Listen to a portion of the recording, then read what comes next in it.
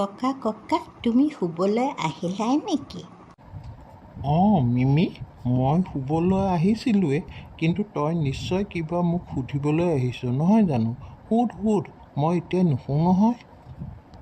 তাৰমানে ককা, আমাৰ স্কুলত আজি নহয় জাপানৰ ল'ৰা ছোৱালীৰ কথা কৈছিল, শিশুবিলাকৰ কথা।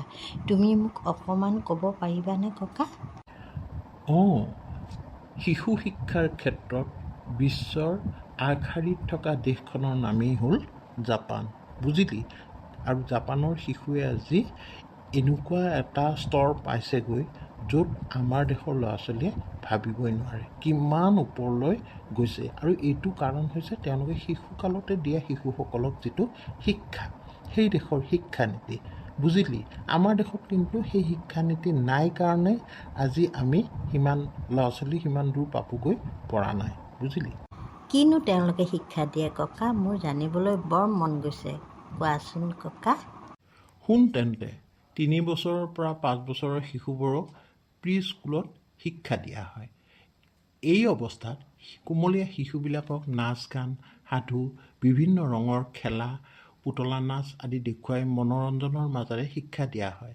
কাগজ কাটি কাটি বিভিন্ন পশু পক্ষীৰ আকৃতি বনাবলৈ শিকোৱা হয়। তাৰপিছত কাগজবোৰৰ বিভিন্ন ধৰণে ভাঁজ লগায় দেই, আৰু ভাঁজ লগাই পেলাই তাৰপিছত কি কৰে, জ্যামিতিৰ বিভিন্ন আকাৰ দি গণিত বিজ্ঞান আদি পাঠবোৰ শিশুবোৰক শিকাই দিয়া হয়। দেখিছ কি ধুনীয়াকৈ তেওঁলোকে কামবিলাক কৰে। অঁ, ইমান সৰুতেই? অঁ, ইমান সৰুতেই।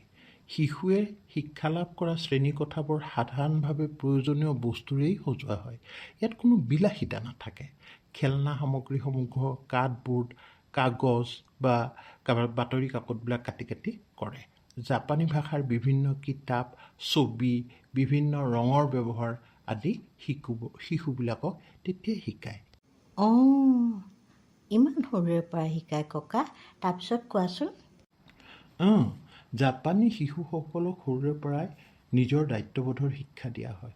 স্কুললৈ নিয়া বেগবোৰৰ বস্তুপত্ৰ ঠিকমতে ভৰোৱা সোমোৱা শিশুসকলক সেই 3 বছৰৰ পৰা 5 বছৰ বয়সৰ ভিতৰতেই কৰিবলগীয়া হয়। আনকি নিজৰ কাপোৰবিলাক নিজে পিন্ধিব লাগে, আৰু কেনেকৈ খুলি পেলাই সলাই পেলাই সেই কাপোৰযোৰ ভাঁজ লগাই থ'ব লাগে বা বেলেগ কাপোৰ পিন্ধিব পাৰিব লাগিব, এইবিলাক শিক্ষা তেওঁলোকে শিশুকালতে দিয়ে। আন এটা মজাৰ কথা কি জাননে মান্যা?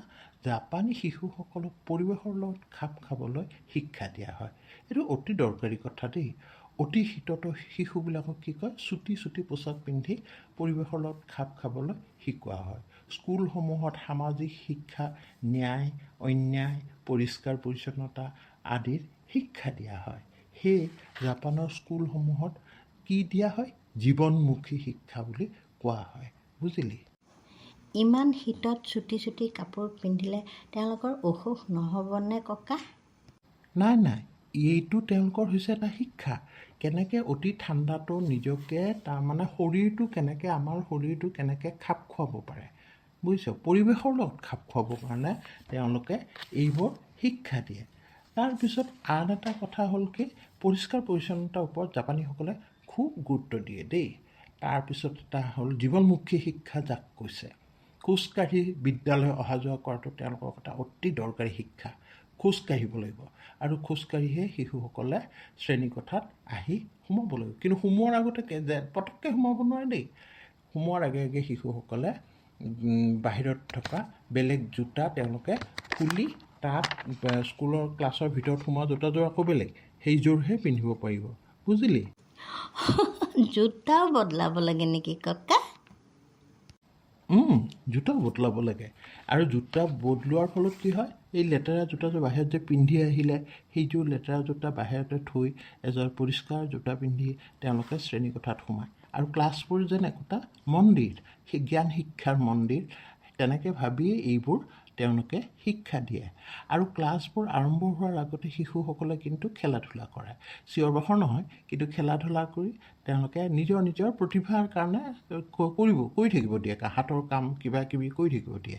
কিন্তু ক্লাছ হোৱাৰ আগে এক বিশেষ ধৰণৰ যেতিয়া সংগীত বাজি উঠে, তেতিয়াই ছাত্ৰ ছাত্ৰীসকলে কি কৰে, দৌৰি গৈ পানীৰ টেপত হাত ধুই একদম পৰিষ্কাৰ হৈ আহি শ্ৰেণীকোঠাত প্ৰৱেশ কৰে। বুজিলি? আৰু শ্ৰেণীসমূহত তেওঁলোকে কি শিকায়? বিশেষকৈ জাপানী ভাষা, গণিত, ইতিহাস, সংগীত, শাৰীৰিক আৰু শিক্ষা, নৈতিক শিক্ষা, শিল্পকলা, শৃংখলাবোধ। এইবিলাক যে খুবেই দৰকাৰী কথা দেই, সঁচাকৈ এইবোৰ যে তেওঁলোকে বৰ ভাল শিক্ষা দিয়ে। তাৰ উপৰিও বাগিচাৰ কাম কৰা, খাদ্যবস্তু নিজে চেষ্টা কৰা ৰান্ধিবলৈ, আৰু খোৱাৰ সময়ত শ্ৰেণীকোঠাবোৰ খোৱাৰ পিছত পৰিষ্কাৰ কৰি থোৱা, এইবিলাক শিক্ষা দিয়ে। আমাৰ ইয়াতে দিয়ে জানো এইবোৰ? আমাৰ ইয়াতে নিদিয়ে নহয়। আৰু খাদ্য গ্ৰহণৰ আগত বা খাদ্য গ্ৰহণ কৰাৰ পিছত তেওঁলোকে কি কৰিব লাগে? খুব দৰকাৰী কথা হ'ল তেওঁলোকে শিশুসকলক প্ৰাৰ্থনা কৰিবলৈ শিকায়। আৰু ই কিন্তু বাধ্যতামূলক দেই। আৰু এনেকৈ কৰোঁতে কৰোঁতে শিশুসকল কিমান ভাল শিক্ষা লাভ কৰে, ভাবি চাইছানে একবাৰ? অঁ ককা, ইমান ভাল শিক্ষা আমাৰ ইয়াতেচোন কৰিব নিদিয়ে এইবোৰ। অঁ, আমাৰ শিক্ষানীতিত বহুত ভুল কিছুমান কথা সোমাই আছে বুলি আজিকালি বহুতে প্ৰতিবাদ কৰাও দেখা গৈছে, যিটো আমাক জীৱনমুখী শিক্ষা নিদিয়ে, কৰ্মমুখী শিক্ষা নিদিয়ে। সেইকাৰণে জাপানৰ শিশু শিক্ষাৰ ক্ষেত্ৰত আজি পৃথিৱীৰ ভিতৰতে শ্ৰেষ্ঠ বুলি ক'ব পাৰি। আৰু এনে শিক্ষা যেতিয়া লাভ কৰিব শিশুৱে, তেতিয়াহ'লে দেশখনৰ কিমান সুনাগৰিক হিচাপে গঢ় লৈ উঠিব, নহয়নে বাৰু? আৰু দেশ এখন মানে সুনাগৰিকেৰে যেতিয়া ভৰি পৰিব, তেতিয়া সেইখন দেশ কিমান বেছি আগুৱাই যাব পাৰিব, নহয়নে বাৰু? হয় হয় ককা, ইমান ধুনীয়া শিক্ষা দিয়েনে? মই জনাই নাছিলোঁ। এইবোৰ শিক্ষা ভাল লাগিলে দেই শুনি ককা, বহুত ভাল লাগিল। অঁ, বৰ ভাল লগা কথা জাপানৰ শিশুসকলৰ কথা। আৰু কেতিয়াবা মই সময় পালে তোক ক'ম দেই মাজনী। বাৰু আজিলৈ এইখিনি হ'বনে? হ'ব ককা, তুমি এতিয়া শোৱা। মই পিছত আৰু এদিন আহি তোমাৰ পৰা শিকিম দেই। কথাখিনি জানি ল'ম। মই আজি বৰ ভাল লাগিল শুনি।